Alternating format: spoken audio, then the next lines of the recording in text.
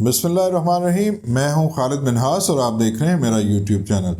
Field marshal Asim Munir نے کہا ہے کہ پاکستان پر ہائیبرڈ جنگ مسلط کی جا رہی ہے، اور یہ ہائیبرڈ جنگ بھارت جو ہے وہ پاکستان پہ مسلط کر رہا ہے، اور اس کی بنیادی وجہ یہ ہے کہ بھارت نے جو پاکستان کے ساتھ جنگ چھیڑی تھی اس میں اسے بری طرح شکست کا سامنا کرنا پڑا ہے۔ تو یہ ہائیبرڈ جنگ جو ہے وہ مختلف محاذوں پہ ظاہر ہو سکتی ہے۔ انہوں نے اس تفصیل سے تو آگاہ نہیں کیا، لیکن انہوں نے یہ ضرور کہا ہے کہ جس طرح بھارت کو ایک عام روایتی جنگ میں ہم نے شکست دی ہے، ہائیبرڈ جنگ میں بھی ہم ان کو شکست دیں گے۔ تو جب ہم ہائیبرڈ جنگ کا بات کرتے ہیں تو اس کے پیچھے جو محرکات ہیں اس کا جائزہ لینا بھی جو ضروری ہے۔ اس میں ایک تو یہ چیز شامل ہے کہ یہ میڈیا پہ جنگ لڑی جاتی ہے، دوسری یہ ہے کہ اس میں پراکسی وار لڑی جاتی ہے، اور اس کے جو پراکسیز ہیں اس وقت پاکستان کے اندر وہ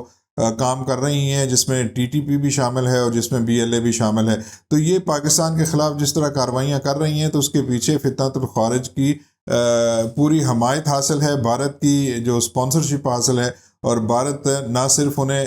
پیسہ ہتھیار فراہم کر رہا ہے بلکہ انٹیلیجنس بھی فراہم کر رہا ہے۔ اور بعض چیزیں یہ بھی سامنے آئی ہیں کہ ٹی ٹی پی نے کچھ علاقوں کی ویڈیوز بھی جاری کی ہیں جو سیٹلائٹ سے لی گئی تھیں۔ تو اس کا مطلب یہ ہے کہ انہیں سیٹلائٹ تک بھی رسائی جو ہے وہ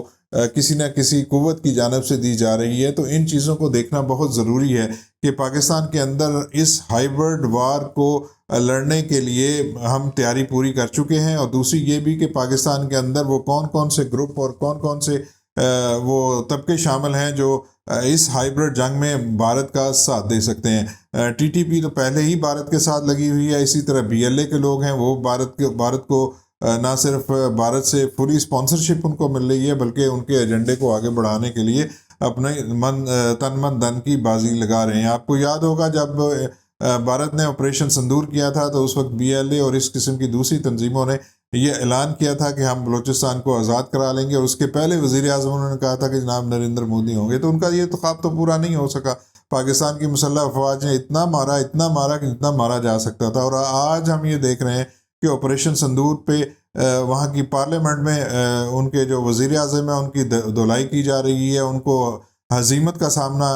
ہو رہا ہے، اور ان کی جگ ہنسائی پوری دنیا میں ہو رہی ہے۔ تو یہ چیزیں شامل ہیں۔ اگر اسی طریقے سے معاملات چلتے رہے اور پاکستان جس طرح ہم نے روایتی جنگ جیتی ہے، تو اس طرح اگر ہم ہائیبرڈ جنگ جو ہے اس کو بھی ہم پوری تیاری کے ساتھ لڑیں تو ہم بھارت کو اس میں بھی شکست دے سکتے ہیں۔ لیکن اس کے لیے ضروری ہے کہ ان تمام عناصر کا پتہ کیا جائے۔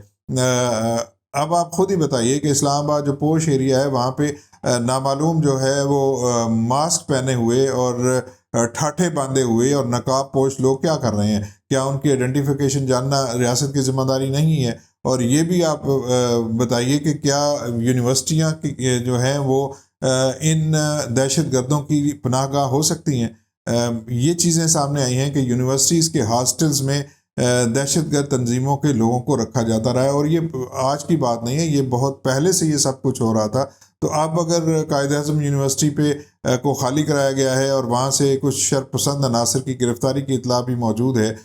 تو اس پہ واویلا کیوں مچایا جا رہا ہے؟ آج ہم نے دیکھا کہ یونیورسٹی کے جو سیکیورٹی انچارج ہیں وہ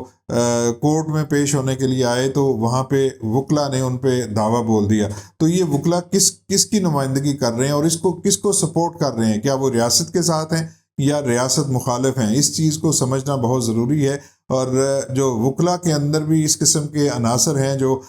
اس ہائیبرڈ وار کو سپورٹ کر رہے ہیں اور بھارت کا ساتھ دے رہے ہیں، ان کی نشاندہی کرنا بھی بہت ضروری ہے، اور ان پہ ہاتھ ڈالنا بھی بہت ضروری ہے۔ ایسا نہیں ہو سکتا کہ ریاست بالکل خاموش رہے اور لوگ جو ہیں وہ من مانی اسلام آباد کے اندر کرتے رہیں، اور اگر یہ اس پہ آہنی طریقے سے ہاتھ نہ ڈالا گیا تو پاکستان کسی بڑے سانحے سے بھی دو چار ہو سکتا ہے۔ اب آپ یہ بتائیے کہ ایسے انڈاکومنٹڈ لوگ جو اسلام آباد کے اندر ہیں وہ کسی نہ کسی جگہ تو رہائش اختیار کرتے ہوں گے۔ اگر ہوٹل میں جائیں گے تو وہاں پہ ان کا شناختی کارڈ چیک کیا جائے گا، اور شناختی کارڈ چیک کیا جائے گا تو ان کا سارا ریکارڈ سامنے آ جائے گا۔ تو پھر یہ کہاں پہ ٹھہر رہے ہیں؟ گیسٹ ہاؤسز ہیں، وہاں پہ بھی شناختی کارڈ چاہیے۔ تو پھر دو ہی ایسے مقامات ہیں جہاں پہ انہیں پناہ مل سکتی ہے۔ ایک تو ان کے جاننے والے ہوں، وہ ان کو پناہ دیں، دوسرا وہ بعض مذہبی جماعتیں ہیں، ان کے مدرسے ہیں وہاں پہ پناہ جو ہے وہ ایسے لوگ لیتے ہیں، اور اس کے ساتھ ساتھ یونیورسٹیوں کے ہاسٹل جو ہیں وہ بھی ان کے لیے ایک محفوظ پناہ گاہیں تصور کی جاتی ہیں۔ تو اس پہ پاکستان کی انٹیلیجنس ایجنسیوں کو خاص طور پہ نظر رکھنی چاہیے کہ یہ ایک ایسے سیف ہیون ہے پاکستان کے اندر جہاں پہ دہشت گرد تنظیمیں اپنے لوگوں کو ٹھہراتی ہیں، اور یہ لوگ بوقت ضرورت ان کے کام بھی آتے ہیں۔ تو اس پہ بہت سنجیدگی کے ساتھ دیکھنے کی ضرورت ہے، اور اس بات کا بھی جائزہ لینے کی ضرورت ہے کہ کیا پاکستان کے اندر ایسے لوگ جو انڈاکومنٹڈ ہیں، جیسے افغان مہاجرین ہیں، اور افغانستان سے آنے والے ایسے غیر قانونی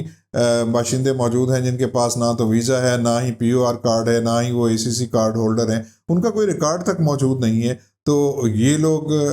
کس کو سپورٹ کر رہے ہیں، اور کیا وہ اگر پاکستان کے اندر غیر قانونی دھندے کر رہے ہیں جس میں چرس بیچنا، جس میں ہیروئن بیچنا، جس میں منشیات کی سمگلنگ، اور